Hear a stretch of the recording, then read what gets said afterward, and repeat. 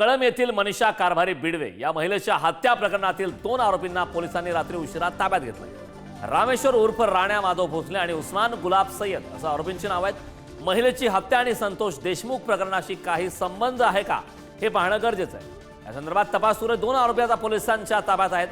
महिलेच्या हत्या प्रकरणात दोन्ही आरोपींना आता पोलिसांनी ताब्यात घेतलं। रामेश्वर भोसले, उस्मान गुलाब सय्यद असे आरोपींची नाव आहेत।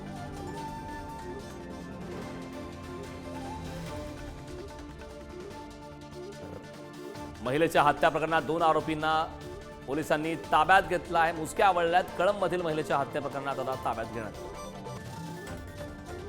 संदर्भात ताजी अपडेट देण्यासाठी आपले प्रतिनिधी रहीम शेख आपल्या सोबत जोडलेत। रहीम, कळंबमधील महिलेच्या हत्या प्रकरणात 2 आरोपी पोलिसांच्या ताब्यात आहेत। काय अधिकची माहिती? या दोन्ही आरोपींना नेमकं केव्हा ताब्यात घेण्यात आलंय? कारण कळंब येथील मनीषा कारभारी बिडवे या महिलेचा मागच्या 5-6 दिवसापूर्वी खून झाला होता। तिला निर्गुणपणे मारण्यात आलं होतं।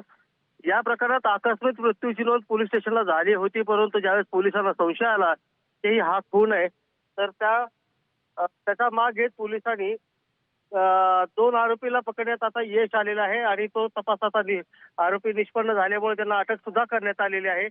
आज सकाळी कळंब पोलिसांनी या दोन्ही आरोपीला ताब्यात घेतले आहे आणि पुढील प्रक्रिया आता कळंब पोलीस करतायत।